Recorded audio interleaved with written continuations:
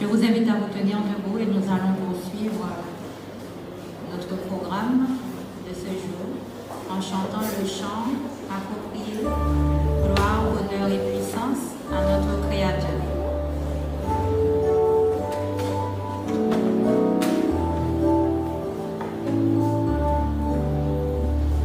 Gloire, gloire, gloire, honneur et puissance, que ton nom soit exalté sur terre et dans les cieux.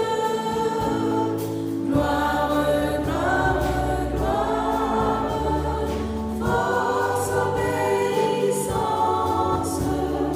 pour ton amour.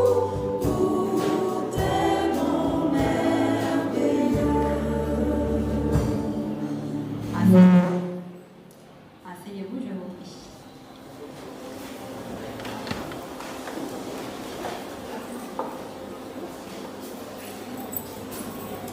Alors nous sommes heureux de vous voir en ce matin. Nous réitérons notre bienvenue à tous ceux qui nous ont rejoints. J'espère que vous passerez un agréable moment en notre compagnie. Je vais vous inviter à poursuivre avec notre petit chant qui commence et qui dit « Je t'exalterai Seigneur parmi toutes les nations ».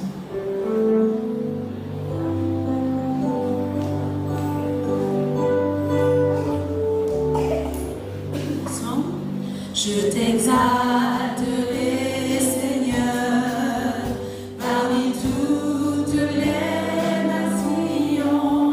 Je célébrerai, je chanterai ta gloire, car ton immense amour s'élève jusqu'aux nues. Ta fidélité jusqu'aux cieux. Seigneur, élève-toi au-dessus des cieux, que ta gloire remplisse l'univers. Seigneur, élève-toi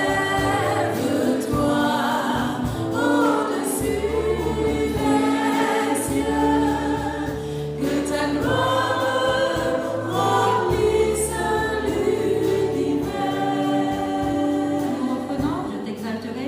Je t'exalterai, Seigneur, parmi toutes les nations. Je célébrerai, je chanterai ta gloire, car ton immense amour s'élève jusqu'aux nues. Ta fidélité jusqu'aux cieux. Seigneur, élève-toi au-dessus des cieux, que ta gloire remplisse l'univers. Seigneur, élève-toi au-dessus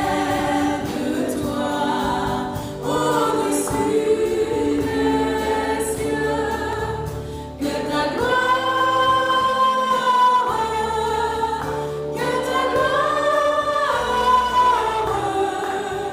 que ta gloire remplisse l'univers.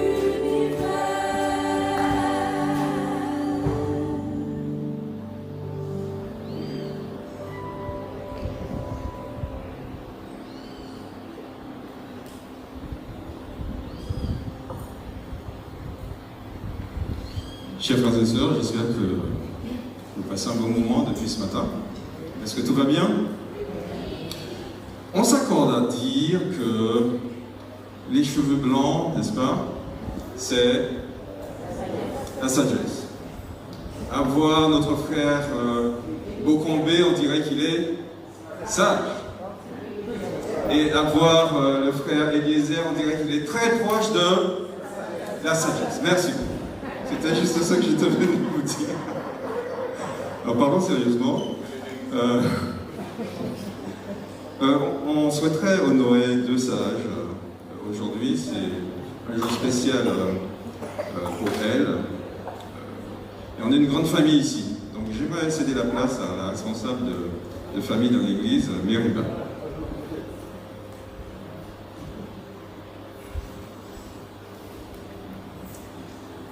S'il faut continuer en voyant Mériba, on dit qu'elle est loin de la sagesse. Non.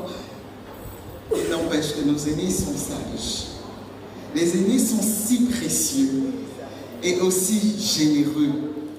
Ils rendent la vie plus belle, comme un éclat de lumière dans le ciel. Ils pensent aux autres pour les conseils. Et j'en connais quelque chose.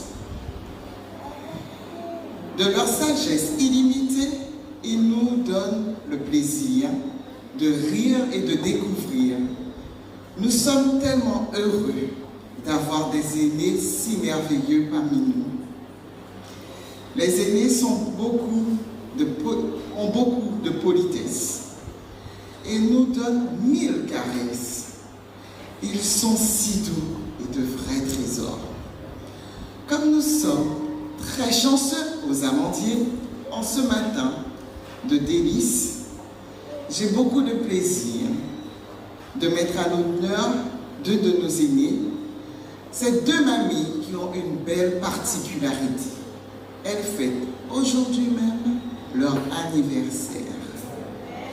Et elles sont aussi des pionnières de notre Église. Il s'agit de Sœur Montaigne et de Sœur Paul que j'invite à venir près de moi.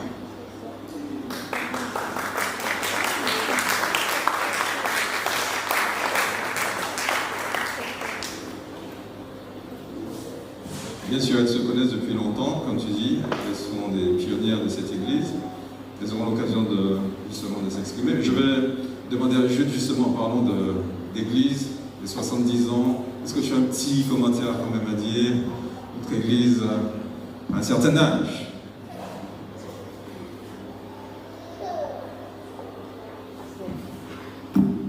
Oui. C'est-à-dire que c'est vrai que l'église a 70 ans, enfin, c'est 71, n'est-ce pas? Je vous en avais parlé en début d'année, à la 1er janvier. Nous avons laissé les 70 ans et vous êtes en fait des exemples de longévité spirituelle également. Nous remercions Dieu pour votre présence, mais surtout nous demandons à Dieu de vous d'accomplir la promesse qu'il a faite, de vous faire rajeunir comme l'aigle, n'est-ce pas? Pour que vous continuez à le servir de toutes les manières possibles et surtout transmettre la sagesse, transmettre votre expérience, encourager et recevoir également l'amour de vos frères et sœurs. Amen. J'invite Patrick maintenant pour une petite pensée.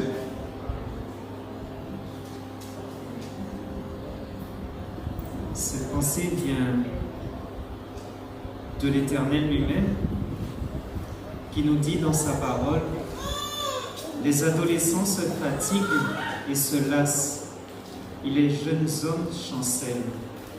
Mais ceux qui se confient en l'Éternel renouvellent leur force. Ils prennent leur vol comme les aigles, ils courent et ne se lassent point, ils marchent et ne se fatiguent point. C'est ma prière pour nos aînés et pour chacun de nous. Amen. Une dernière intervention avec le frère Sandro.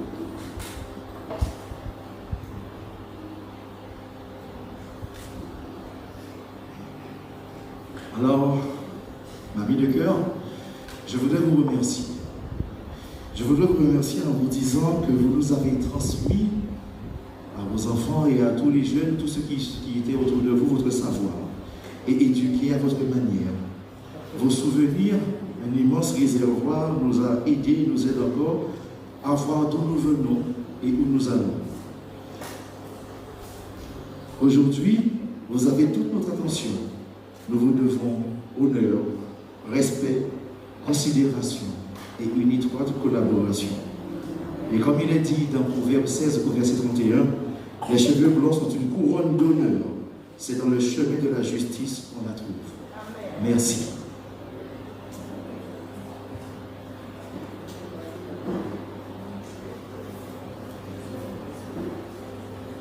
Bonjour à tous. Merci. Bonjour à tous, les frères, les sœurs, les amis, à tout ce petit monde qui se trouve ici.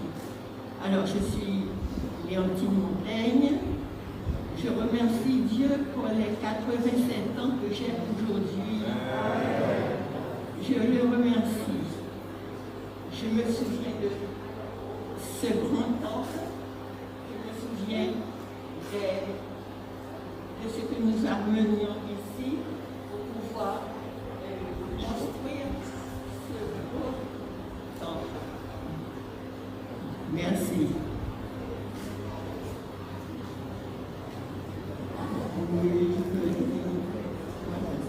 Eh bien, ce que je veux dire, c'est demander à tous ceux qui sont présents ici, ceux qui ne le sont pas, à tous ces jeunes qui sont dans le pays, de s'accrocher à leur église et ils ne regretteront pas. Moi, j'ai été très malade, je suis passée dans 2 hôpitaux et je suis là. Aujourd'hui, j'ai 87 ans et je remercie le Seigneur et merci aussi d'être venu en ce moment. Amen.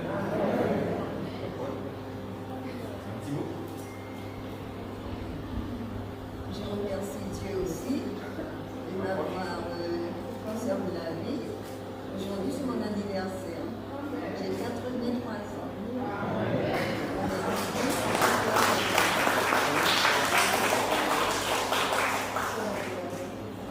Merci à tous.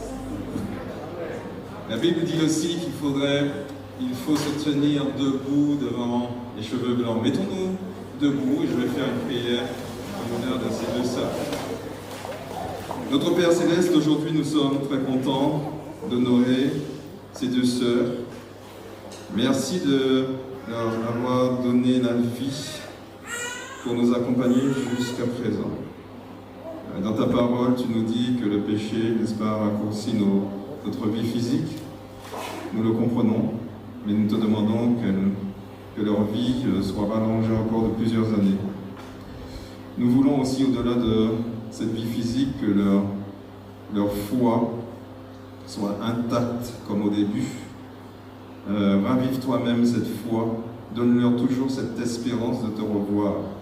Quant à nous, Seigneur, aide-nous à les entourer de notre amour, de notre affection, de notre fraternité. Et merci encore d'avoir en eux une référence pour nous, un modèle. Aide-nous à toujours penser à elle, en l'occurrence, quand il s'agira de continuer dans notre course chrétienne. Merci de cet exemple que tu mets sous nos yeux. Bénis-les encore, bénis-nous tous, nous t'en prions dans ton Fils Jésus et pour ta gloire. Amen. Amen.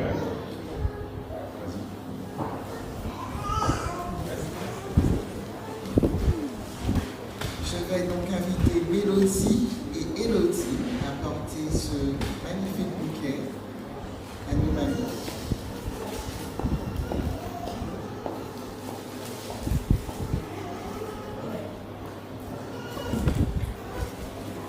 On peut applaudir.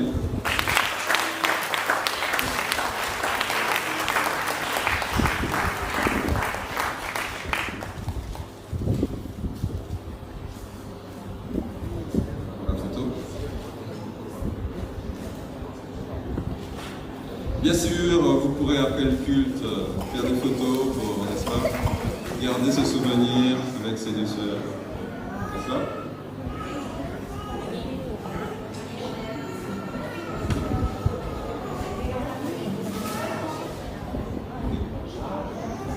Bien sûr, on va récupérer les bouquets et vous allez les récupérer après le culte. Voilà. Bien, merci encore. Le service continue.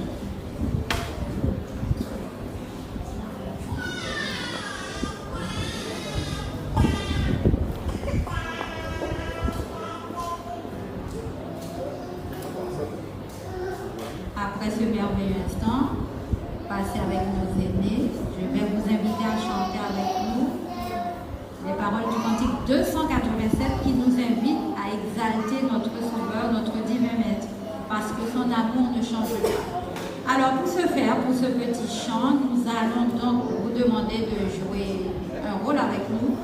Je vais demander à tous ceux qui sont à ma gauche de faire le refrain et les personnes à ma droite vont reprendre. Alors ça va se faire comme ça pour le refrain. Alors Nathalie, tu fais louange, louange et on va montrer comment on demande.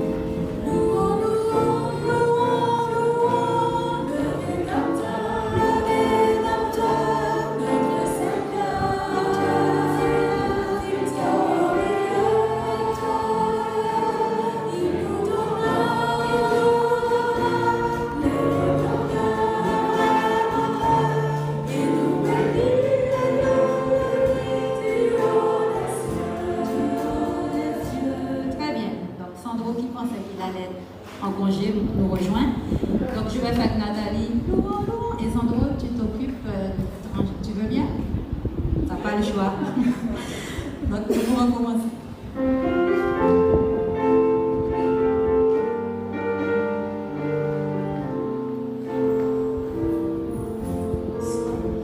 Exaltons notre divin Maître dans l'amour ne saurait changer. Il nous écoute de le connaître et de le prendre pour berger.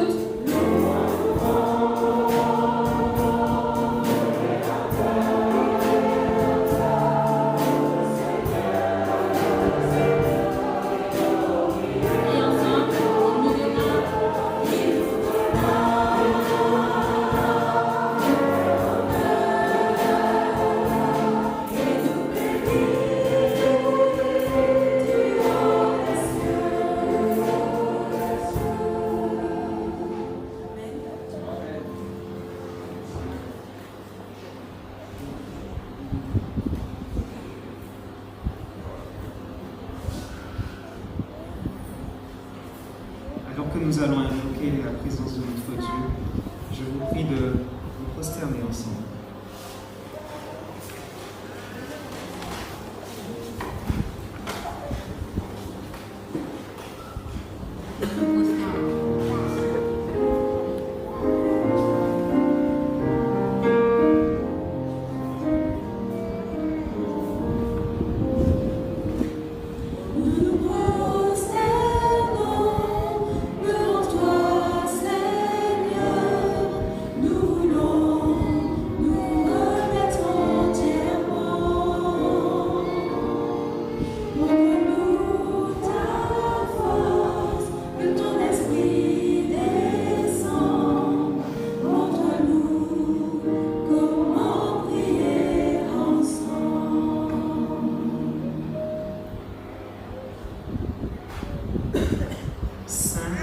Saint, Saint est l'Éternel, le Dieu qui vient, le Dieu qui est, qui était et qui vient. Merci Seigneur de nous précéder dès le matin. Merci Seigneur de nous donner ton souffle de vie. Merci Seigneur pour tout ce que tu nous accordes. Merci d'être là avec nous en ce matin. Tu nous as précédés en ce lieu. Tu es venu avec nous, avec chacun de nous. Et nous te rendons grâce, Seigneur, Dieu miséricordieux.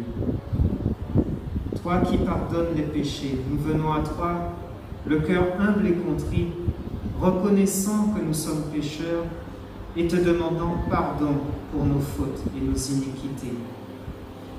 Seigneur, lave-nous, purifie-nous par le sang de ton Fils Jésus-Christ.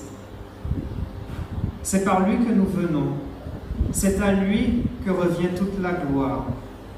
Il est digne, Seigneur, de recevoir louange, honneur et majesté.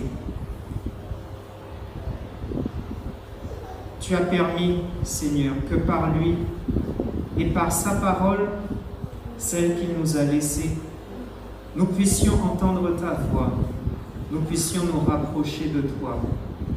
C'est ce que nous sommes venus faire en ce matin. Nous sommes venus t'écouter. Alors parle-nous, Seigneur.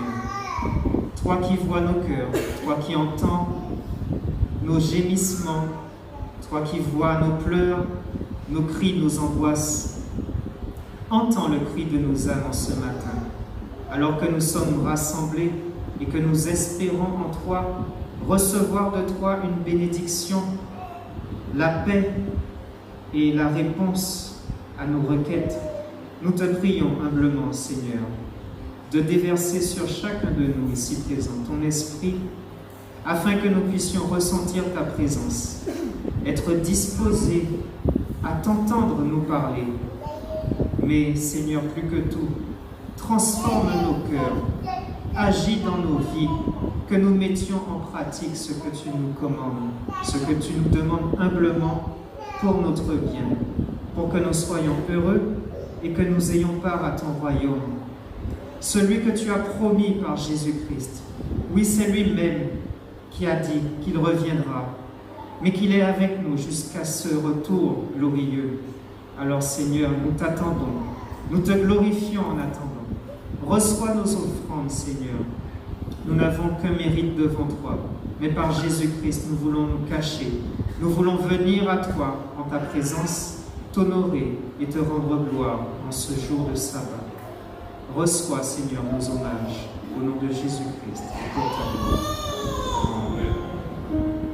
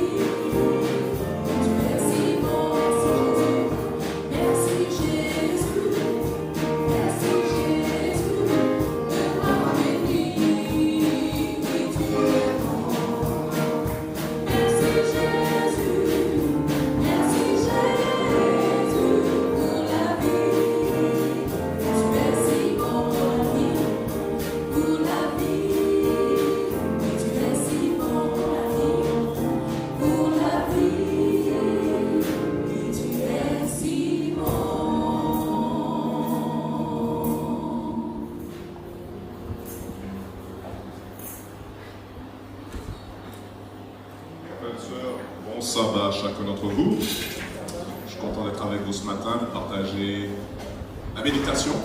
Ce matin, dans la salle, je vois plusieurs visages qui ne me sont pas connus. Voilà, à côté de Sœur Montaigne, il y a quelqu'un. C'est ta fille, d'accord. Ta fille, enchantée. Voilà. À côté de Sœur d'Étierville, il y a quelqu'un également. J'ai du mal à... Ah, c'est Paulette, d'accord. Voilà, Paulette Mondéli. Merci de ta présence. Hein. Tu as été retenue très longtemps hors de ce lieu. Bon, peut-être que certains savent pourquoi. Je suis content de te retrouver. Je pense que tout le monde également. Il y a également un frère qui est juste derrière Karl. Karl, est-ce que tu peux lui dire bonjour pour moi, s'il te plaît? Je ne sais pas qui c'est, j'ai du mal à... Karl est là. Voilà. Oui, c'est toi, mon frère. Voilà. Bienvenue. Et puis je vois également une jeune sœur juste derrière, Nathalie, Paul. Voilà. Bienvenue. Et juste devant toi, Marilyn, il y a quelqu'un également, je ne connais pas le visage. Dis-lui bienvenue de ma part également. Et j'espère ne pas avoir oublié d'autres personnes. Si je vous ai oublié, veuillez me pardonner en tout cas.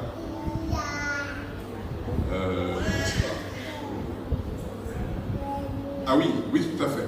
Il y a Nicole que j'ai vu qui entrait également. Voilà, Nicole, bienvenue à toi. Merci de partager ce moment avec nous. Bien, chers frères et sœurs, je vais partager notre méditation avec vous ce matin en vous posant d'abord quelques questions très simples. Est-ce que vous savez que généralement, les humains, ils aiment faire des associations, n'est-ce pas? Donc, ils aiment se regrouper. On dit tout ce qui se ressemble, s'assemble, n'est-ce pas? Et dans l'église adventiste également, parfois, il peut y avoir des associations. Par exemple, est-ce que vous connaissez l'association des professionnels adventistes de santé? D'accord? Ok. Est-ce que vous connaissez l'association des quinvoiseurs adventistes?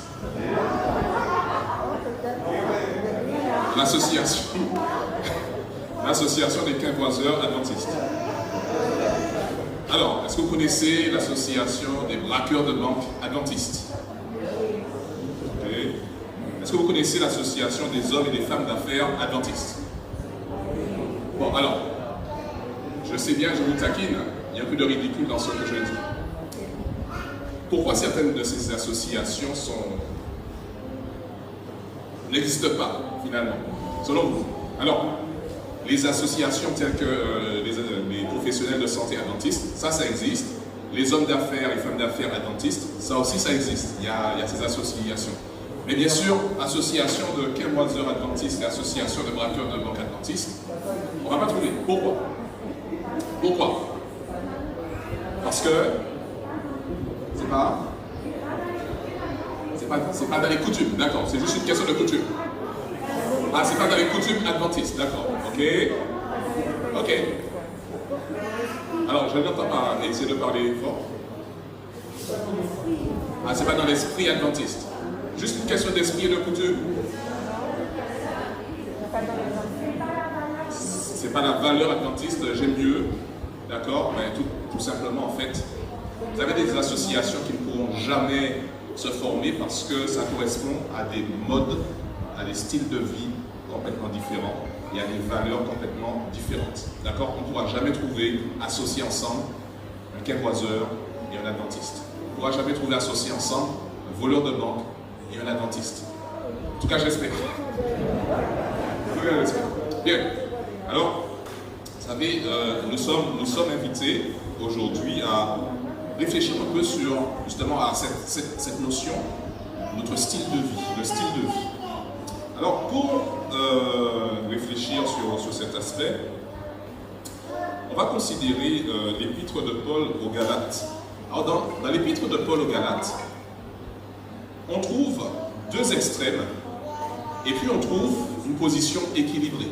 La Bible, c'est une position équilibrée, mais parfois on peut trouver, même chez les chrétiens, des positions extrêmes. Par exemple, l'apôtre Paul, il dit dans Galates, alors vous pouvez prendre vos Bibles, dans Galates 5, verset 13, Galates 5, verset 13, il mentionne une première position extrême que certains chrétiens pourraient adopter.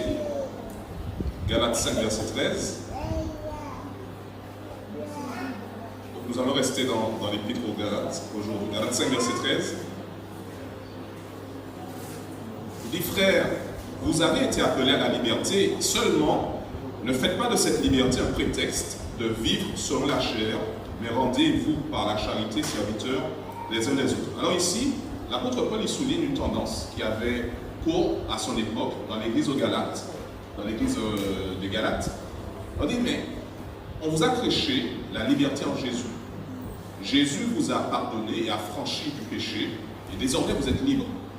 Et puis, il y avait des personnes qui s'étaient engouffrées dans cette idée en disant, mais puisque je suis libre en Jésus, je suis libre alors de faire tout ce que je veux, et peu importe ce que je pourrais faire, en fait, mon style de vie, il n'aura aucune influence sur mon salut.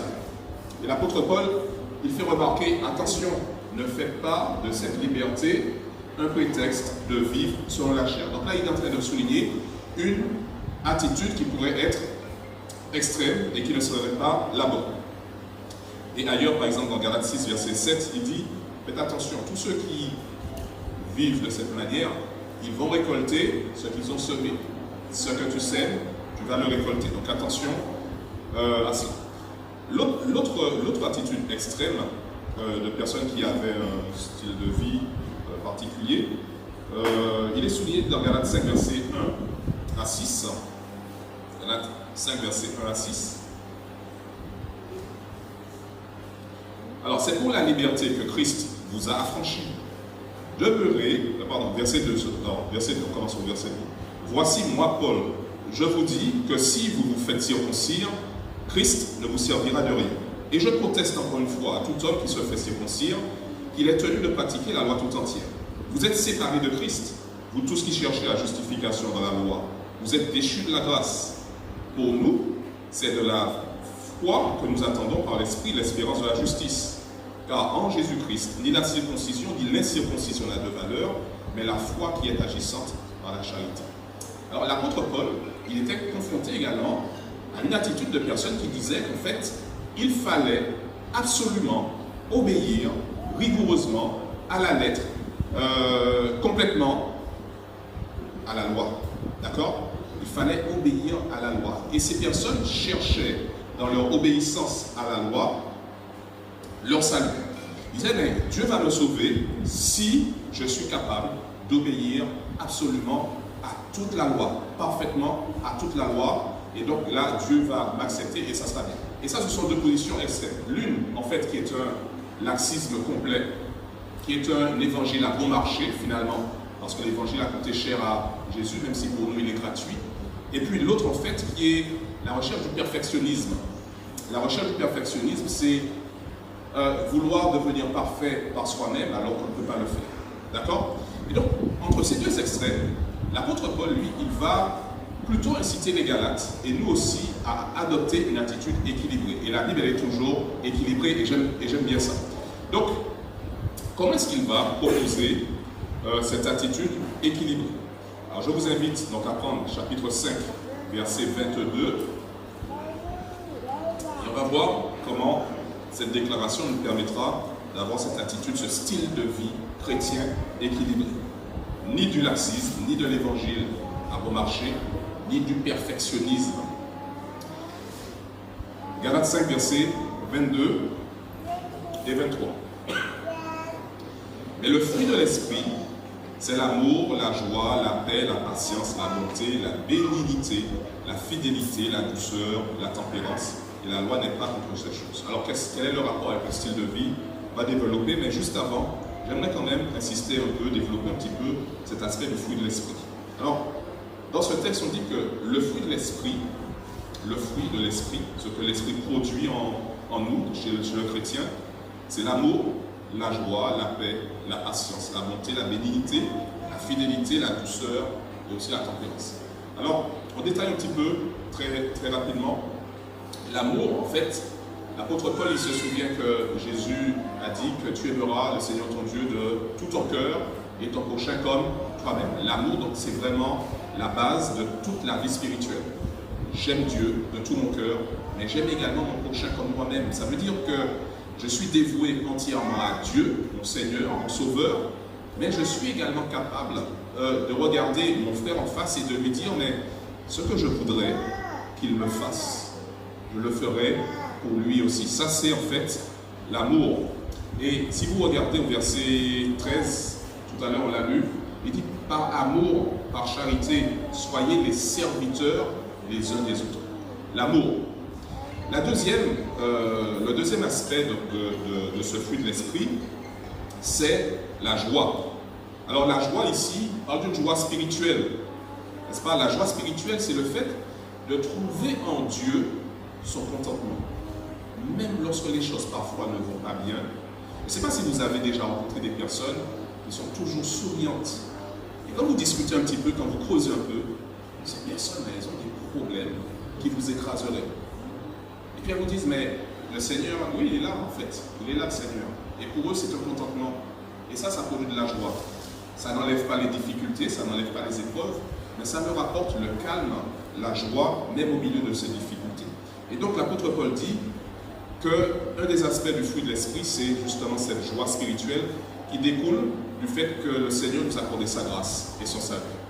Henriette, tu me fais signe? Oui, tu veux dire quelque chose peut-être? Non? D'accord. Je pensais. Donc tu réagis intérieurement à ce que tu dis. C'est bien. Alors, ensuite, le troisième aspect, c'est quoi? Soyez avec moi, le troisième aspect, c'est lequel? La paix. D'accord, la paix avec Dieu. N'est-ce pas? La paix avec Dieu. Lorsque nous sommes réconciliés avec Dieu, que notre conscience ne nous accuse pas, nous vivons bien. N'est-ce pas? Lorsque nous sommes réconciliés avec Dieu, notre conscience est tranquille. Et à ce moment, nous pouvons nous aussi être des artisans de paix. Nous devenons à ce moment des fils de Dieu parce que nous apportons la paix. Ça, c'est une des béatitudes de Jésus. Le quatrième aspect, c'est la patience.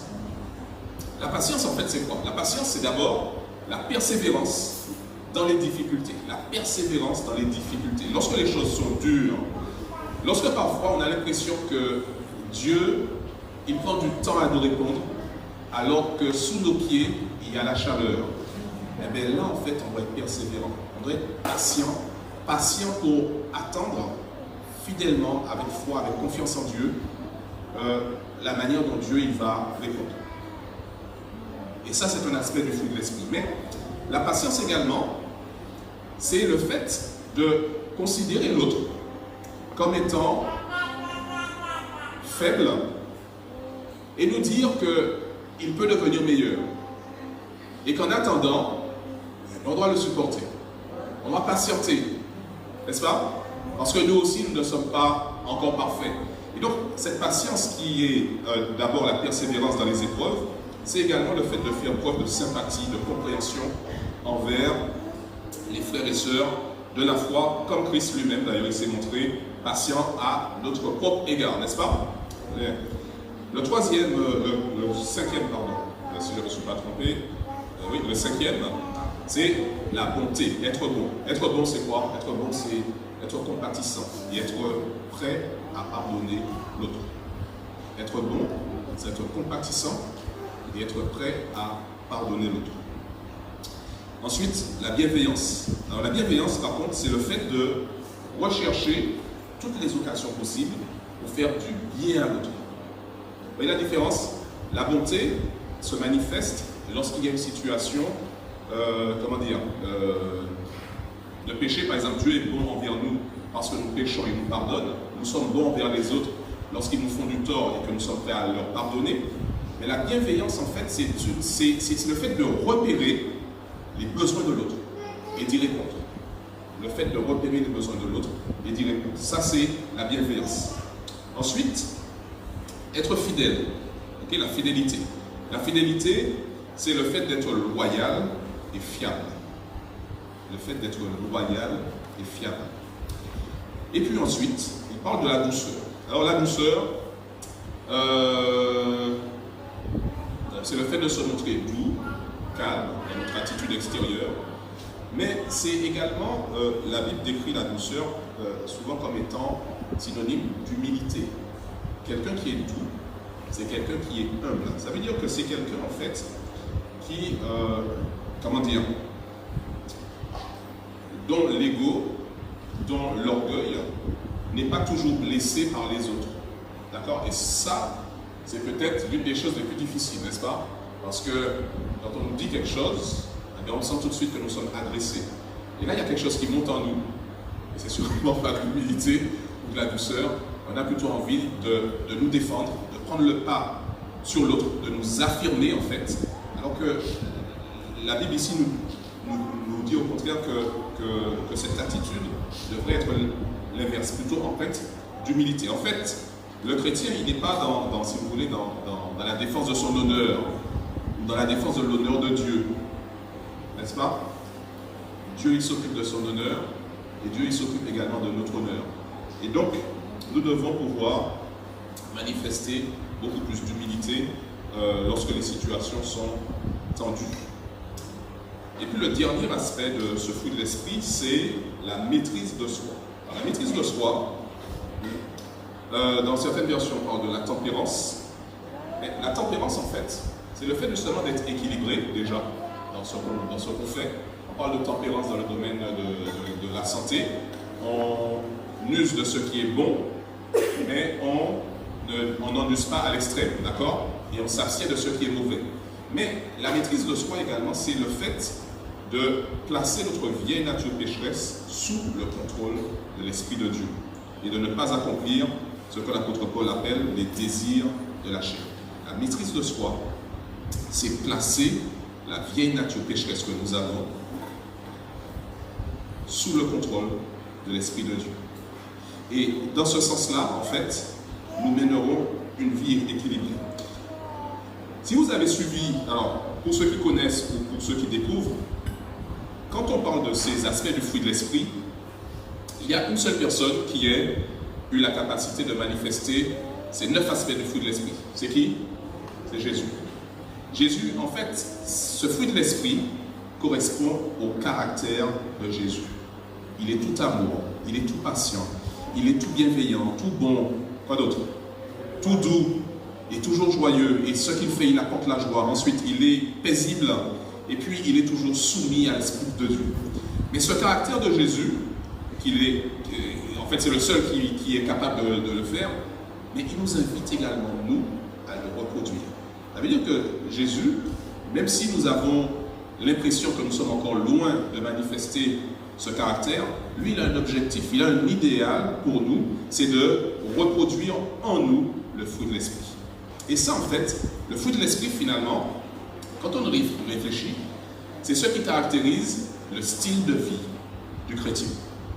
Parce que quand un chrétien manifeste ces aspects du fruit de l'esprit, en fait, cela s'exprime par son style de vie, par sa manière dont il rentre en relation avec sa famille, avec ses proches, avec les personnes de son entourage, dans son travail, à l'église, etc.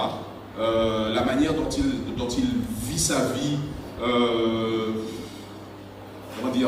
dans ses choix de vie, dans ses orientations de vie, tous ces aspects en fait déterminent notre style de vie. C'est pour ça que tout à l'heure on a parlé de style de vie. Par exemple, un professionnel adventiste de santé, oui, il pourrait avoir cela, adventiste professionnel de santé, parce que ces attitudes peuvent s'exprimer à travers cette profession, n'est-ce pas? Par contre, un quinboiseur adventiste, il n'y a aucune attitude ici qui puisse s'exprimer. Il ne peut pas apporter l'amour, il ne peut pas apporter la joie, il ne peut pas apporter la paix, en fait, il fait du mal aux autres. Donc un adventiste ne pourrait pas être un quinboiseur sur la base de ce fruit de l'esprit. Bien, ici on parle du fruit de l'esprit.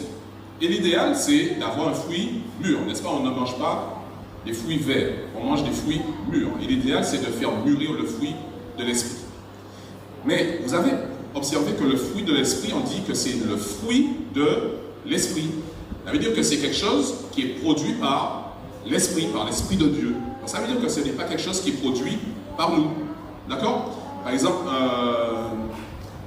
un bananier ne pourrait jamais faire pousser des mangues. C'est pas possible. Donc, si vous cherchez des mangues, vous n'allez pas vers un bananier, il ne pourra jamais le faire. Un humain ne pourra jamais produire le fruit de l'esprit par lui-même, si ce n'est un don du Saint-Esprit.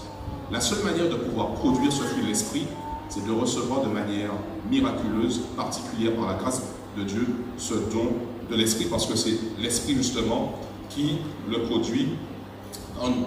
Alors j'aimerais partager trois manières pour nous de pouvoir produire ce fruit et de l'emmener à maturité. La première manière, donc on va lire au verset 24, donc on est toujours dans Galates 5, versets 24 et 25. Ceux qui sont à Jésus-Christ ont crucifié la chair avec ses passions et ses désirs. Si nous vivons par l'Esprit, marchons aussi par l'Esprit. Il y a ici 3 méthodes, 3 principes pour pouvoir produire le fruit de l'Esprit, en tout cas permettre à l'Esprit de produire ce fruit en nous et de l'amener à maturité. Le premier principe, c'est que nous produisons le fruit de l'Esprit lorsque nous nous souvenons constamment, selon le texte du verset 24, que nous nous souvenons constamment que nous appartenons à Jésus. On dit ceux qui sont à Jésus-Christ. La seule manière de produire le fruit de l'Esprit, c'est que nous nous souvenions constamment que nous appartenons à Jésus. Constamment. Ici, il y a un texte que j'aime beaucoup, il est tiré sur le livre d'Ellen White, Le meilleur chemin, page 68. C'est un petit livre, mais puissant. Il dit la chose suivante. Consacrez-vous à Dieu dès le matin, et que ce soit là votre premier soin. Consacrez-vous à Dieu dès le matin, et que ce soit là votre premier soin. Ça veut dire que quand on s'éveille, notre pensée doit se tourner vers Dieu et lui dire, mais Seigneur, voilà, maintenant je me consacre en début de cette journée. Votre prière doit être, prends-moi, ô Dieu, comme ta propriété exclusive. Je dépose tous mes plans à tes pieds. Emploie-moi aujourd'hui à ton service. Demeure en moi et que tout ce que je ferai soit fait en toi. Vous voulez que je répète cette prière? Prends-moi, ô Dieu, comme... Vous pouvez la répéter avec moi si vous voulez. Prends-moi, ô Dieu, comme ta propriété exclusive. Je dépose tous mes plans à tes pieds. Emploie-moi aujourd'hui à ton service. Demeure en moi et que tout ce que je ferai soit fait en toi. Voilà. Et elle dit, c'est là donc une affaire quotidienne. Chaque matin, se consacrer à nouveau à Dieu. Soumettez-lui tous vos plans, quitte à les délaisser ou à les exécuter selon ce qu'il vous indiquera. En vous consacrant à Dieu chaque jour, votre vie sera de plus en plus façonnée sur celle de Jésus. Voilà. Produire le fruit de l'Esprit et l'emmener à maturité, c'est cela en fait. Se consacrer à Jésus chaque jour lui permettra de nous façonner de plus en plus à l'image de Jésus. Donc il n'y a pas de secret. Ça, c'est le premier principe. Donc notre vie, finalement, elle doit être christocentrique. Vous retenez ce terme, christocentrique. Ça veut dire que tout est centré sur Jésus. Nos plans, ils sont centrés sur la volonté de Jésus. Notre matinée, notre début de matinée est centré sur Jésus. Le deuxième principe, il est dans la suite du verset 24. On dit donc, ils ont crucifié la chair avec ses passions et ses désirs. Ceux qui sont à Jésus, donc ceux qui se sont consacrés entièrement et qui ont commencé à produire le fruit de l'Esprit, c'est parce qu'ils ont crucifié la chair avec ses passions et ses désirs. Ça veut dire que le chrétien qui veut produire le fruit de l'Esprit, lui, il a quelque chose à faire. Il doit refuser de produire les fruits de la chair. Et ça, c'est en fait sa décision propre. Vous avez raconté, peut-être il y a plusieurs années, ce proverbe indien qui dit « En nous, il y a deux loups. En nous, il y a deux loups. Il y a le loup du bien et le loup du mal. Et ces deux loups, ils se battent en nous pour prendre la place. » Et ce proverbe, il termine en disant « Le loup qui gagne, c'est celui qu'on nourrit. Le loup qui gagne, c'est celui qu'on nourrit. » Si je nourris le loup du mal par des choix mauvais, par des chansons mauvaises, par ce que je regarde de mauvais, etc., par des pensées mauvaises et que je le cultive, en fait, celui qui va gagner, justement, c'est le mal. Et c'est ce qui va surgir. En fait, nous allons continuer à produire les fruits de la chair. Par contre, si j'affame ce loup-là et que je nourris quotidiennement, le terme m'échappe, ma vie spirituelle, c'est ce matin, c'est Nathalie qui disait dans l'étude, elle disait, mais c'est vrai, il faut nous rapprocher du Saint-Esprit à travers la lecture de la Bible. C'est bien toi qui disais ça tout à l'heure, il me semble. Nathalie, non, c'est pas toi, oui. Il me semble que c'était toi. Tu disais quelque chose comme ça. C'est vrai, en fait, il nous faut passer, par exemple, Sylvie nous posait des questions tout à l'heure, mais on n'arrivait pas à répondre, n'est-ce pas? Est-ce que ça veut dire qu'on n'a pas bien étudié la Bible? Bon, en fait, en tout cas, nous avons plein de moyens pour étudier la Bible et pour la lire. Et en fait, si on ne nourrit pas le loup du bien, alors il ne pourra pas dominer le loup du mal. Donc nous avons à affamer le loup du mal, à le laisser sans manger en faisant des choix qui refusent le mal. Et nous avons à nourrir également le loup du bien. Ça veut dire que parfois nous voulons être bien, nous voulons être des chrétiens productifs, nous voulons être des chrétiens puissants, nous voulons être des chrétiens véritables, mais nous ne faisons pas ce qu'il faut. C'est vrai que parfois on a envie de délaisser ce qui est mauvais, mais on oublie qu'il nous faut absolument nourrir notre vie spirituelle et passer du temps à manger la parole de Dieu, à vivre de ses commandements. Alors, le troisième principe, donc le premier principe c'était quoi? C'était se centrer sur Jésus, se consacrer entièrement à Jésus, et de cette manière, nous sommes transformés à son image. Le deuxième principe, c'est le fait de faire des choix qui refusent les œuvres de la chair et qui nourrissent au contraire notre vie spirituelle. Et le troisième principe, c'est la suite, verset 25. Si nous vivons par l'Esprit, marchons aussi par l'Esprit.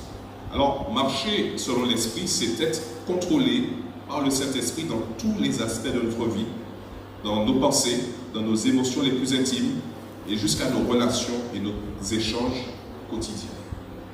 Marcher selon l'Esprit, c'est être contrôlé par le Saint-Esprit. Parfois, il peut vous arriver, certainement vous l'avez vécu, vous êtes en train de faire quelque chose, vous avez prié peut-être le matin pour quelque chose, et puis vous avez une pensée qui vous vient, et cette pensée, elle est forte.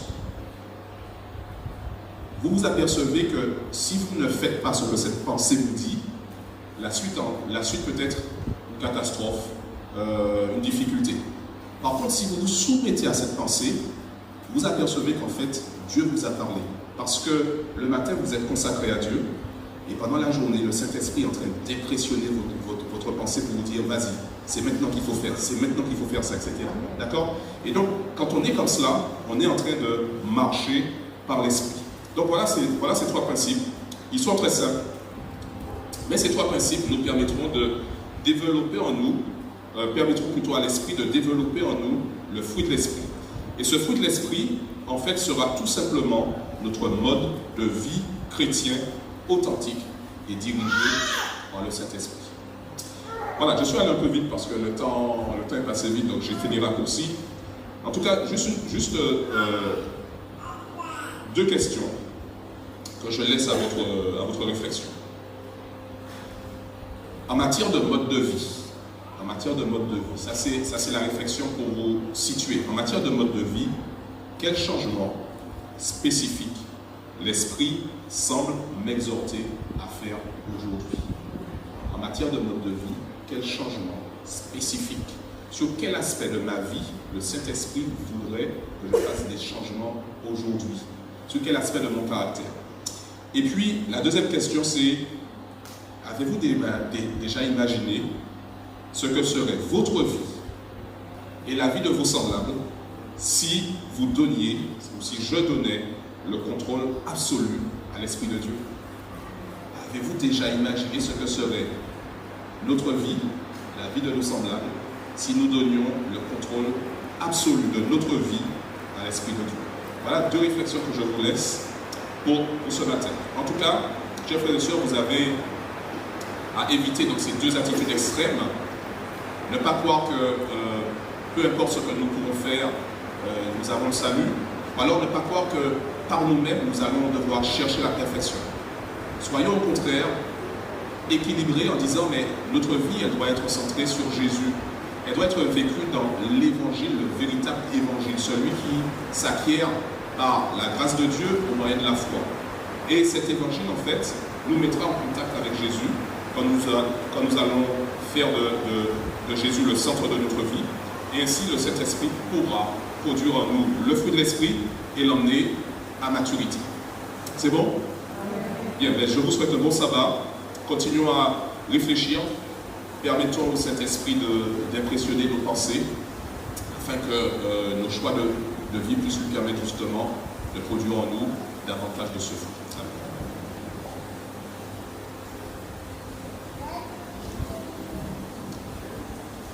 Notre dernier cantique sera le cantique inscrit au numéro 127 que nous allons interpréter debout.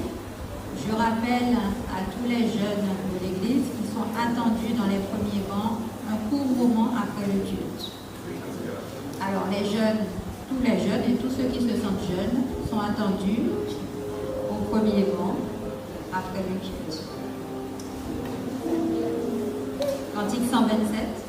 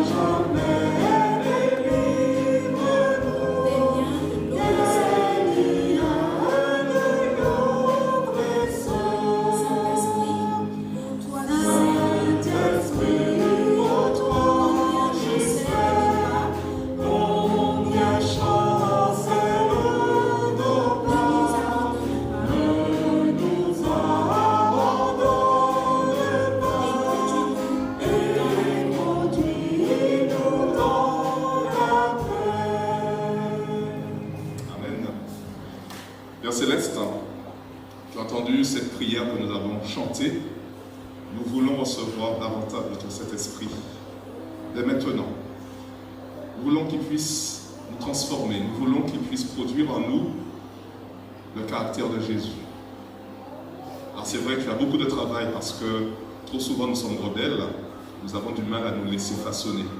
Et ce matin, nous avons entendu ta voix qui nous invite à nous consacrer à toi, qui nous invite à t'écouter, à vivre ta vie, qui nous invite également à faire des choix qui peuvent être des choix radicaux, qui peuvent être des choix parfois douloureux, parce que ce sont des habitudes qui sont tellement ancrées en nous.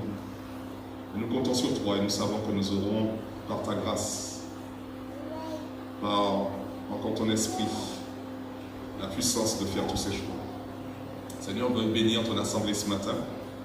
Que ta paix soit dans le cœur de chacun. Que ta joie et ton amour également soient sur chacun. Et renvoie-nous à la maison. Renvoie-nous dans ce monde autour de nous alors que nous allons devoir être des témoins, des lumières véritables. Au nom de Jésus, je te prie. Amen.